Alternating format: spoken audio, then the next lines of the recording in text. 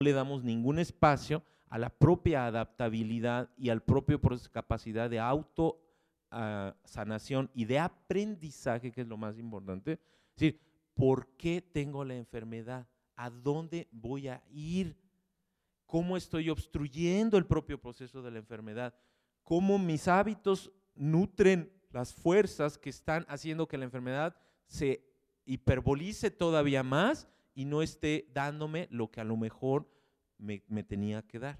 Son preguntas que nunca se abordan en el proceso de salud-enfermedad y son preguntas que se las tiene que hacer fundamentalmente el propio sistema que está teniendo esa perturbación, es decir, la persona o la familia, que diríamos inclusive. Bueno, si quieres, hasta acá lo dejamos, Carlos, y podemos entonces ya abrir la parte de la conversación y ya después, si hay algo más, podemos seguir avanzando. Entonces, pues abrimos el intento de diálogo. Adelante.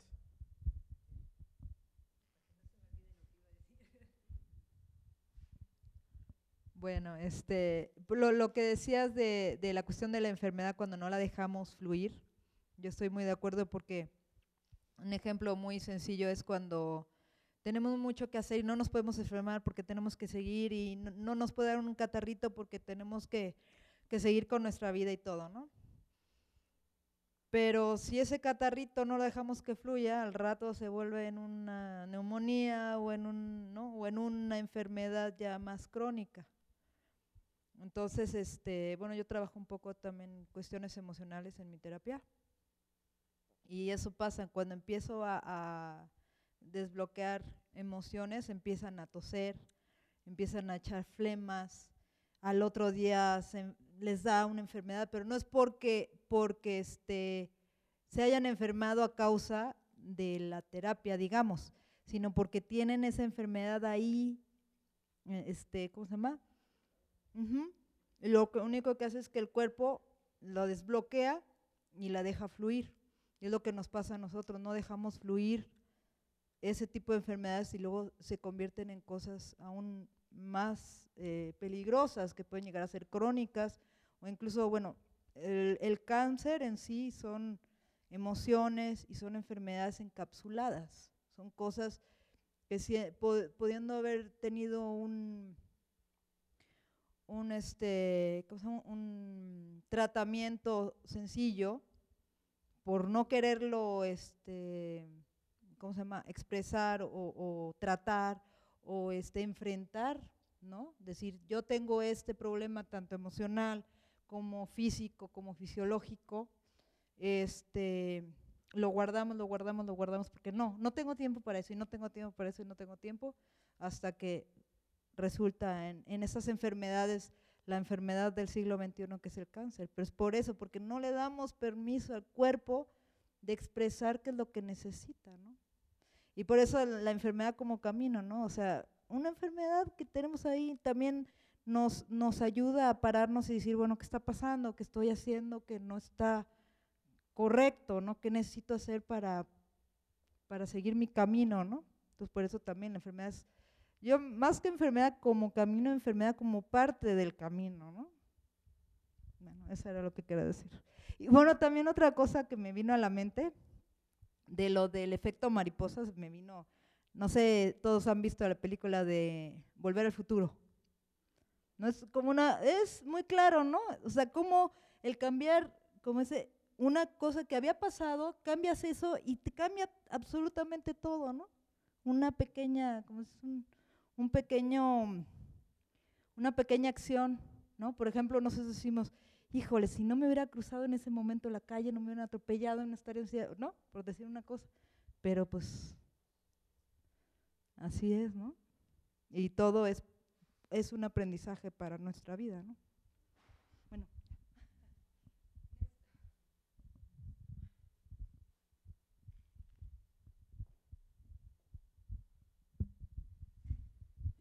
Bueno, yo creo que se tiene un problema anterior al no enfrentar los procesos que debemos de enfrentar para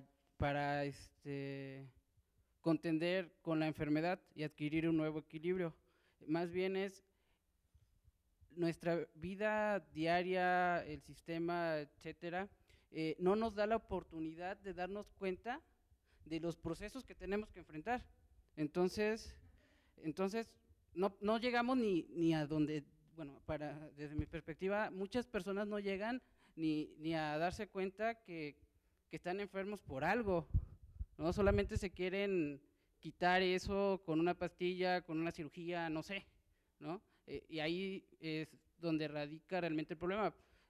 Al menos nosotros buscamos en nuestro proyecto ver que las personas se den cuenta de ese primer paso, de ver, o que intentamos que se den cuenta que están enfermos por algo y que tienen que enfrentarlo de alguna u otra forma, como ellos quieran, pero hay que enfrentarlo y que darse cuenta de ese primer problema. Y bueno, yo también estoy de acuerdo, por ejemplo, en la lectura que tenía Enrique, que dice el arte de la salud.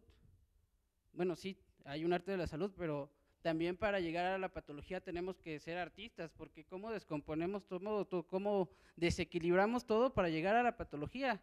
O sea, somos creados como una máquina perfecta, como una entidad perfecta, como un ser vivo perfecto, y nosotros nos descomponemos, o sea, somos tan buenos haciendo nuestra arte que llegamos a la patología de alguna u otra forma. Y bueno, pues al menos yo creo que nosotros somos los protagonistas, los principales responsables de llegar hacia allá, ¿no? Bueno, eso es todo. Gracias.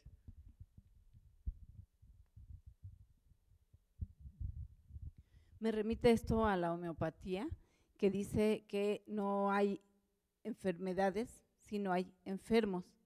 Y de alguna manera también la homeopatía, yo he llegado a la conclusión que a mucha gente no le tiene fe o no le gusta ir con el homeópata, porque el buen homeópata te obliga a conocerte, a saber qué es lo que está pasando en tu entorno, qué está pasando en tu vida, para poder encontrar el camino para que tu cuerpo se recupere. Entonces, la homeopatía te da la misma sustancia, una sustancia para sanarte, una sustancia que deba producir en una manera más violenta los síntomas que tienes, y va a obligar a tu organismo a trabajar para mejorar. Pero para que tú llegues a eso, tienes que ser consciente que en la consulta con el homeópata, al dar tus generales, te pone a pensar cosas de tu organismo en las que no habías pensado. Por ejemplo, llega una persona y dice, me duele la cabeza, yo vengo porque me duele la cabeza. Y yo como homeópata, ¿y cómo es tu dolor? Pues me duele. ¿Pero cómo?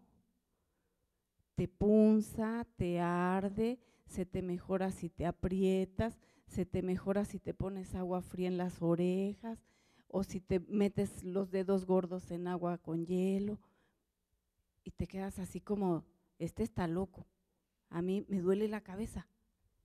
Pero es así como funciona, te obliga a conocerte, y ese enfrentamiento contigo de pronto resulta más molesto que el dolor de cabeza. ¿Sí? Porque no estamos acostumbrados a conocernos y a obligarnos a mejorar. Y entonces vamos engañando nuestro organismo y buscándonos, ¿cómo le puedo llamar? Muletas para estar toda la vida sin vernos realmente como somos y sin querernos conocer, porque eso duele mucho más que la propia enfermedad. Bueno, me gustaría poner aquí una posibilidad de un diálogo. Estoy pensando, ahorita que estaba escuchándonos, en varios niveles. Estaba pensando, por ejemplo, en el secretario de salud de un país, o estaba pensando en el director de un hospital, o estaba pensando en un médico de primer nivel de un hospital público que atiende a 25 personas al día y que le llegan pues así, ¿no? personas, como una prima que tiene una escuela allá donde fui ahora, a mi pueblo, que dice, una de las cosas que no hemos podido lograr, ella tiene una escuela, intentan tener una escuela libre, alternativa, dice, es las tareas. Porque si no le dejamos tareas a los niños, los papás dicen que entonces la escuela no sirve. Entonces, ahora sí que el médico, si no me da pastillas para que yo, entonces el médico no sirve. Entonces, yo creo que en todos los niveles, de alguna manera esto, y eso es lo que aspiramos con el seminario, es a brindar herramientas para poder actuar de una manera más efectiva, sustentable, ¿no? En cualquier nivel de la medicina que hagamos, porque, o sea, si estamos por ejemplo, si soy secretario de salud y salgo a decir, no, pues, esto sí, pues, me corren, ¿verdad? Entonces, tengo que empezar a buscar, maneras en que estas formas de pensamiento más sistémico, más orgánico, más complejo, puedan empezar a ayudar a que mi praxis médica sea más efectiva. Por ejemplo, considerar varios niveles de realidad a la vez. Es decir, vamos a hacer algunas preguntas, tanto si soy secretario de salud, ¿no? Y hay una epidemia de cólera, bueno, vamos a empezar a hacer preguntas. A ver, vamos a nivel planetario. No, ¿qué te pasa? Lo que hay que hacer es que vacunar. No, a ver, está bien, vamos a llegar al nivel molecular, pero vamos también a hacer preguntas al cambio climático, ¿verdad? Vamos a ver al nivel nacional. Pues el miedo, la violencia, la corrupción política, que a lo mejor me incluye a mí como secretario de salud. Bueno, vamos a ver a nivel familiar, ¿verdad? Vamos a ver a nivel local, el agua, la calidad del agua. Pero que eso no se hace. Entonces ya ahí podríamos tener. La otra herramienta, estamos teniendo, probablemente cuando hagas una reflexión, un análisis en alguno de esos niveles y te den resultados contradictorios, no te asustes, no los niegues, no digas están mal y no busques que la respuesta sea toda coherente entre todos los distintos niveles. Esa es otra gran herramienta, ¿verdad? Y así, y así, y así, y así.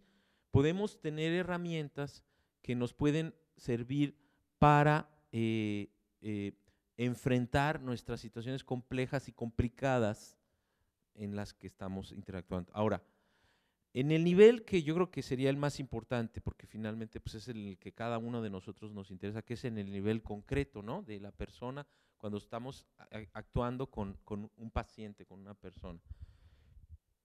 Yo sí creo que es muy importante varias de estas cosas en el sentido de por lo menos permitir que el sistema, la metodología de la cual yo estoy casi dominado, porque así como podemos decir historias muy feas de los médicos convencionales ortodoxos, yo también te puedo decir historias muy feas de homeópatas, y yo me he tenido que ir de varios homeópatas, porque lo único que hacen es aplicar la formulita de la misma manera en que la aplican el médico ortodoxo, ¿verdad? Que nunca te dice, que nunca te pregunta, que nunca, ¿no? Que te dice, no comas café, y la gente sale y dice, mi mamá sale y dice, ¿por qué me dice todo eso? No entiendo por qué me está diciendo que no puedo tomar café. En vez de decir, espérate, pues es que estás tratando a nivel energético, guau. Y muchas veces ni preguntan, se saltan de todos los niveles y nada más se quedan en el nivel orgánico, no hay preguntas emocionales, no hay preguntas de aquí, pero yo aspiro a que nos planteemos muchas otras cosas, y ese es el punto al que quiero llegar. Yo creo que como práctica médica, el proceso adaptativo de reaprendizaje es el proceso más ignorado que hay. No le damos poder a la persona. Solamente las preguntas que nosotros hacemos son las que tienen poder y valor. Yo creo que como médico, en el nivel en el que yo esté, una de las primeras cosas que nos van a cambiar es darme cuenta que si yo le invierto, aunque sean 3 minutos, a que la persona junto conmigo reaprenda algo, eso me va a facilitar mi vida, porque probablemente en la siguiente consulta esa persona traiga un proceso que va a ser más adaptativo, que va a estar escuchando más lo que está sucediendo. Y esa para mí es uno de los cambios fundamentales que requerimos, porque de verdad yo lo que observo muchísimo, todo el tiempo estoy observándome y observando. Estamos ante una crisis médica de magnitudes, pero brutales. Y no me refiero nada más al sistema médico, alternativo y no alternativo, sino a las personas. O sea, por ejemplo, me espanta mucho por ejemplo, que el celular. Me espanta, mis primos y todos, mis sobrinos y todo mundo, me espanta el celular y el Face y el no sé qué, aparte de las radiaciones y todo eso, me espanta que no hay ya un momento de reposo, no hay un momento, o sea, nos observo como seres humanos y no paramos de flujos de información y de información y de más información, y digo, ¿y ahí quién va a poder preguntarse si le punza, si no le punza? ¿Quién va a poder descubrir patrones complejos? Me asusta porque cada vez más las personas nos estamos degradando en nuestra capacidad de preguntarnos cuál es esa red en la que está viviendo mi proceso salud-enfermedad. Y veo que el sistema médico alternativo y no alternativo está haciendo poco o prácticamente nada para hacerse la pregunta de cómo todo ese patrón esquizofrénico en el que estamos metidos en este momento está contribuyendo para el proceso de la persona. Es decir, la persona tiene que saber lo que dice el Weather Channel y lo que dice el no sé qué, y si cuántos amigos del Facebook, y si en el Facebook ya te dijo que averiguaras quiénes vieron tus fotos y no sé qué, y en el WhatsApp, ¿cómo se llama ese? WhatsApp, de que no sé qué, que ya estás ahí, y al mismo tiempo tienes que pagar el celular y tienes que pagar el Facebook, y tienes que pagar el DirecTV, y al mismo tiempo tienes que ir a la compra de no sé qué, y no sé qué, y no sé qué, y no sé qué, no sé qué. Yo digo, en cualquier momento los humanos vamos a caer como moscas, porque a mí lo que me extraña es cómo seguimos vivos, realmente.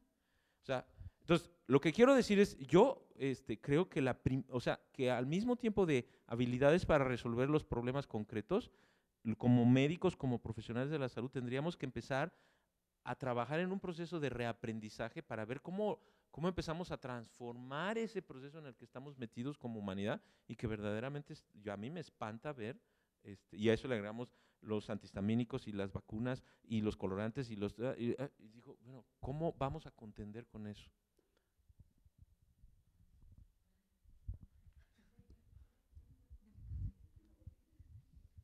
Bueno, yo,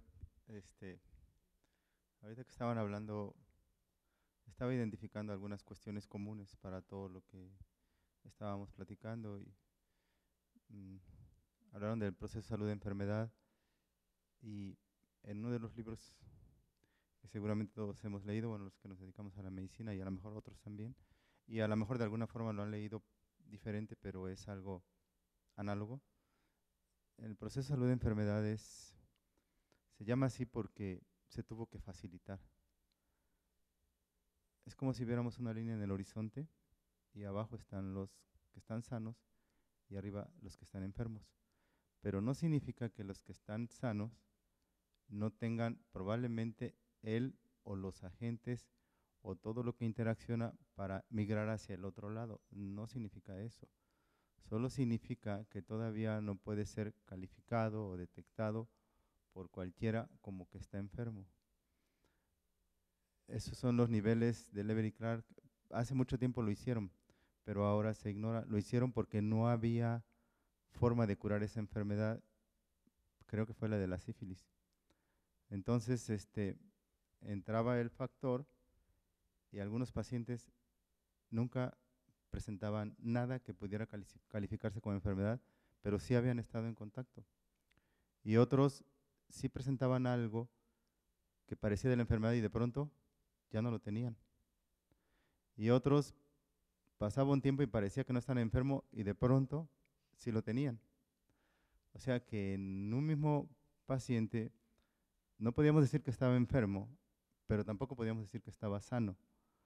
O no estaba de ninguna de las dos formas, o estaba las dos formas a la vez. Entonces, creo que esto es algo muy interesante, pero que de verdad se nos ha olvidado utilizarlo para ver al paciente de esta forma. Yo sí trabajo en una institución y es cierto que tenemos poco tiempo, pero yo les digo a mis pacientes, el mejor paciente es el que está bien tomando nada. Los otros están teniendo alguna muleta para estar bien. Y hay un aforismo médico, porque es algo de tipo universal, no nada más tenemos que ver nosotros como los que atendemos pacientes, sino el paciente también. Hay un aforismo médico que dice, el paciente no quiere que lo salves de sus vicios, solo que lo liberes de las consecuencias. Porque todo eso, toda esa información les llegó a ellos, voy para estar bien. No quieren decir eso, quieren decir, voy para sentirme bien. No les interesa mucho estar bien, solo sentirse bien. A veces les digo, llega un paciente y le digo, no le voy a dar nada, ¿por qué? Porque esto se va a quitar solo. ¿Cómo? Sí, el organismo se repara solito. Usted nada más espérese tantito y se va a componer. Sí. Los niños se enferman mucho. ¿Por qué se enferman mucho? Porque están apenas en contacto con el ambiente donde viven. Y tiene que responder su sistema inmunológico y todos los demás en interacción. Si no es así, entonces no se vuelven resistentes. Sí podemos calificarnos como que están enfermos, pero están en un proceso para no volver a estar padeciendo esto, sino para que ya lo superen de una vez por todas y no volver a tenerlo. Es un proceso dinámico. Cualquiera de nosotros puede tener ahorita un factor dentro, pero a lo mejor nunca se va a dar cuenta. Cualquiera de nosotros puede tener una célula que esté mutando para hacer cáncer, pero no lo va a desarrollar. Hay un montón de cosas que van a cambiar en el sistema dentro y fuera, y en el cosmos, y en la noticia de la tele, y en lo que yo hice allá afuera, que intervino para que sucediera o no sucediera. Pero sí es cierto que nos hemos olvidado de eso, pero hay cosas que pareciera que son el origen del conocimiento y que están ahí, ¿no?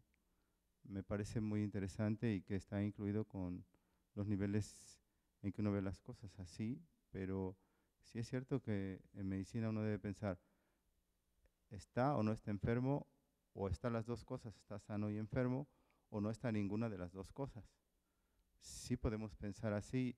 Y esto que es interesante, hace mucho tiempo lo leí en un libro muy viejo y luego creo que en un libro de dermatología está así como un apartado chiquitito. Pero es algo muy, muy interesante y desde hace rato estaba yo pensando decirlo y quería compartirlo. Gracias. Me gustaría compartir a ese respecto, creo que es importante para ver si podemos consolidar un poquito, abrirnos a la complejidad de lo que significa salud-enfermedad. Y es este capítulo de Morán, bueno, esta seccioncita que dice, la dinámica estacionaria, metadesequilibrio, metainestabilidad. En estas condiciones no se pueden oponer como alternativas simples equilibrio, desequilibrio, estabilidad, inestabilidad. Es preciso englobar y sobrepasar a la vez estos términos que se convierten en complementarios sin dejar de ser antagonistas. En efecto, ni la noción termodinámica, ausencia de flujo, ni la noción mecánica, estado de reposo resultante de la igualdad de las fuerzas antagonistas de equilibrio, ni la noción de desequilibrio son pertinentes aisladamente para la inteligencia del estado estacionario, y sin embargo, cada una puede aportar una parte de verdad a condición de que se hable de metadesequilibrio. En esta noción, equilibrio y desequilibrio se asocian de manera complementarias, puesto que el desequilibrio es necesario para la reequilibración siempre reiniciada del estado estacionario. ¿Ven? Puesto que el desequilibrio es necesario para la reequilibración siempre reiniciada del estado estacionario. Pero siguen siendo antagonistas, no nos asustemos.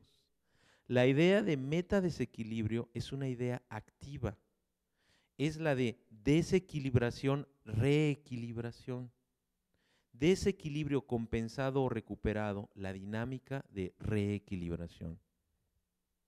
A la complejización de la relación equilibrio-desequilibrio hay que añadir la complejización de la relación estabilidad-inestabilidad. La idea de estabilidad comporta ya en sí no solo el mantenimiento de un estado definido, sino también la propiedad de retomar este estado después de pequeñas perturbaciones. En este sentido, se puede considerar el steady state, o sea, el estado estacionario, como un estado de estabilidad que soporta variaciones y oscilaciones. Pero es olvidar que en el steady state el retorno al estado estable no es el retorno al reposo, sino el producto de la actividad. Eso es clave, ¿eh? Porque nuestros patrones de pensamiento inmediatamente, dice,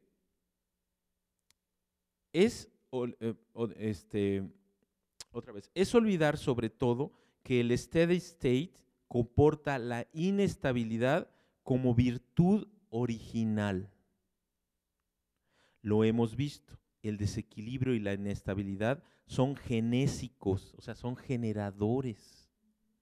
La organización activa lleva en sí de manera indeleble la marca de este origen.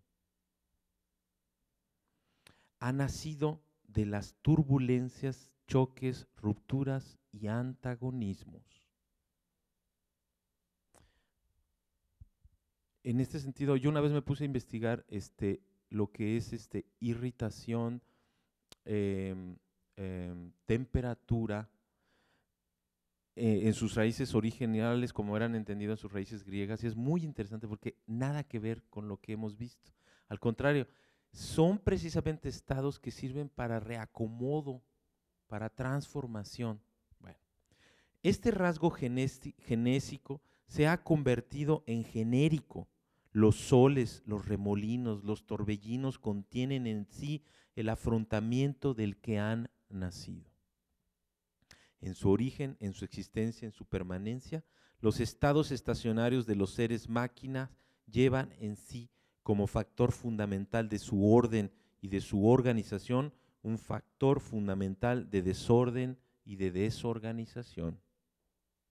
De este modo, el steady state nace de una inestabilidad, se mantiene a través de las inestabilidades, reconstituye sin tregua una estabilidad global más allá de la inestabilidad.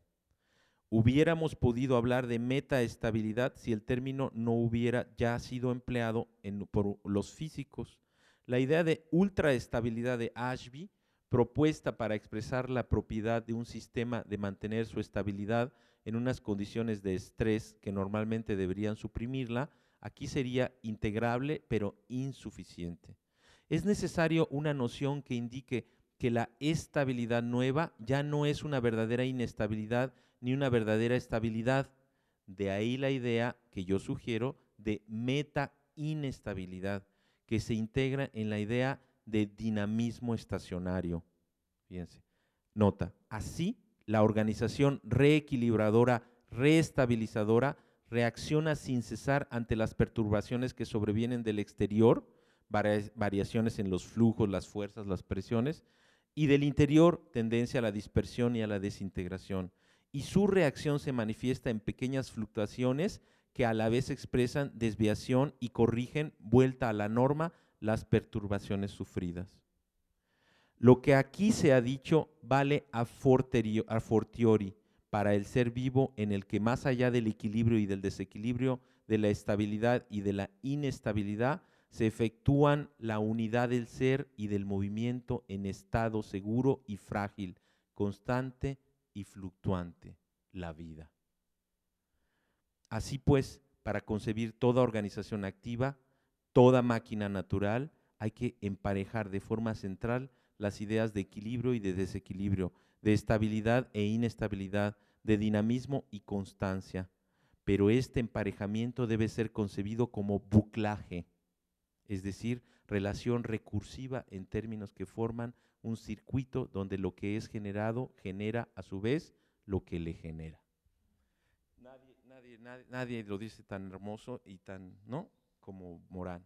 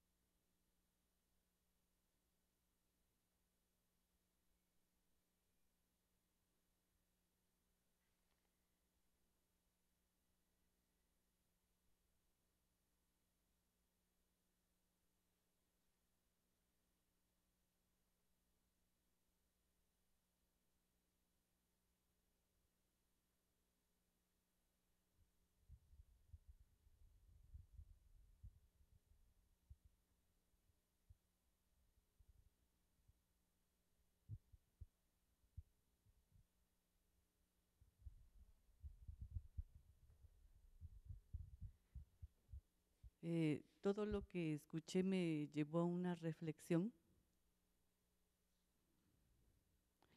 en cuanto a lo que ocurre en la medicina actual y aplicando lo primero que se dijo acerca de los pensamientos, cómo es que se ven orientados por una clasificación, por una división, me pude dar cuenta cómo es que en la medicina convencional los médicos, a través de quedarse solamente en la clasificación, se orientan hacia la enfermedad y para finalmente provocar una operación, por ejemplo, y llegar a una destrucción como una posible solución, o sea, ¿no? Y bueno, esto lo descubrí, bueno, a través del análisis que se hace del proceso del pensamiento. Entonces también escribí algo, como nos dijo aquí el compañero, la enfermedad no es la enfermedad, sino es la salud. Y la enfermedad es la solución para tener salud. O sea, a través de los síntomas que nosotros, o que afloran a través del cuerpo humano, a través de esos síntomas, podemos curarnos. Entonces ahí no hay clasificación, ahí se rompe la clasificación y entonces es como, bueno, lo que hace la medicina no convencional, la medicina alternativa, porque me dedico a esto, entonces cómo es que a través de cambiar la orientación de las posibles soluciones, se llega a una solución diferente, integral, porque en estas soluciones no hay clasificación, ¿no? Entonces me di cuenta de esto porque mi hijo se enfermó en este periodo vacacional y me vi confrontada, afronté una gran incertidumbre ante la posible solución de esa enfermedad. Entonces, bueno, me di cuenta de todo esto y bueno, pude hacer toda una reflexión y una integración de que finalmente de lo que yo observé a través de este proceso de enfermedad, o sea, pero entre comillas de mi hijo, y cómo es que a través de esta disque enfermedad, que no era enfermedad, se pudo llegar a la salud. Y se pudo llegar a la salud de una manera integral, desviándome totalmente de lo convencional, porque lo querían operar, pero al final no lo operaron. Sí, pues es que la cuestión es que la sociedad en la que vivimos nos ha hecho creer que necesitamos de médicos, que necesitamos de maestros, que necesitamos de alguien que sepa más que uno, ¿no? O sea, no sé cómo explicarlo. Por ejemplo, la calentura, el médico nos da tempra para bajarla, cuando la calentura es un síntoma que se calienta nuestro organismo porque la bacteria que está ahí enfermándonos se muere a partir de 37 grados centígrados. ¿Qué es lo que hace nuestro cuerpo? Subir su temperatura corporal para matar a la bacteria o al virus o lo que sea. Entonces llega con el tempra, le bajas la temperatura y entonces el virus, la bacteria ahí se queda. Y no combatiste al problema, sino combatiste la solución. Entonces eso es lo que ocurre, ¿no? Nos meten el miedo de que no, si le da calentura al niño le puede dar un pasmo y un shock y no sé qué cosas, ¿no? Bueno, sí, hay un momento en el que sí hay que controlar la temperatura porque sí puede llegar, pero eso ocurre hasta los 38 grados, 38 grados y medio, y lo puedes bajar con baños de agua para controlar, para que no lo bajes, sino más lo controles. Pero yo como lo repetía, no sé si lo dije la vez pasada, nuestro problema es un problema de conocimiento, de que no tenemos el conocimiento, y no tanto un conocimiento intelectual, sino un conocimiento de qué es lo que está pasando dentro de nosotros mismos. Nosotros somos una maquinaria, como tú dices en un momento, perfecta, ¿no? Entonces, nuestro cuerpo tiene todas las herramientas para sanar. Un hueso roto no se sana con la escayola es para que no muevas la pierna o lo que se te rompió, y el hueso es el que sana solo, ¿no? Entonces yo creo que lo que nos falta al ser humano es esa confianza en uno mismo, no en, ay, yo soy chido, ¿no? Sino en que mi cuerpo tiene todo para estar sano o para sanarse, ¿no? O para ser feliz. O sea, no necesitas codepender de alguien para tener amor en ti, sino pues si tú te amas, pues ya ahí tienes amor, ¿no? Por decir un ejemplo diferente al de la salud. Entonces, yo creo que lo que nos hace falta al ser humano es el conocimiento de que nosotros somos capaces de darnos a nosotros todo. Obviamente, somos una sociedad, o sea, somos entes sociables que necesitamos del otro para ser completos, digamos, ¿no?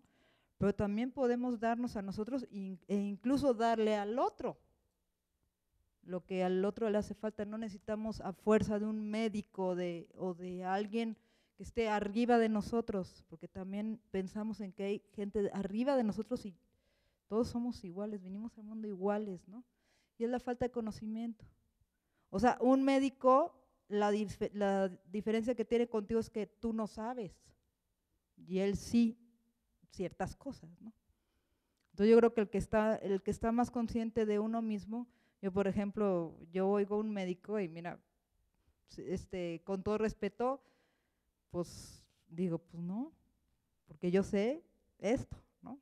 Yo sé, luego mi marido quiere llevar no, que tiene calentura, llévala al médico. No, yo sé que lo que va a hacer, me va a dar un tempra para bajarle la temperatura, o me va a dar un antibiótico y no va a dejar que la enfermedad del niño, su propio cuerpo lo controle, y mientras más antibióticos le dé, voy a necesitar darle más antibióticos.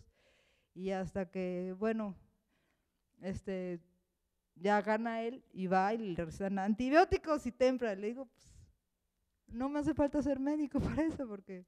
Entonces yo creo que lo que nos hace falta es conocimiento de quién somos, de cómo podemos autosanar y sanar a otros, ¿no? Porque yo creo que todos tenemos ese don, ¿no?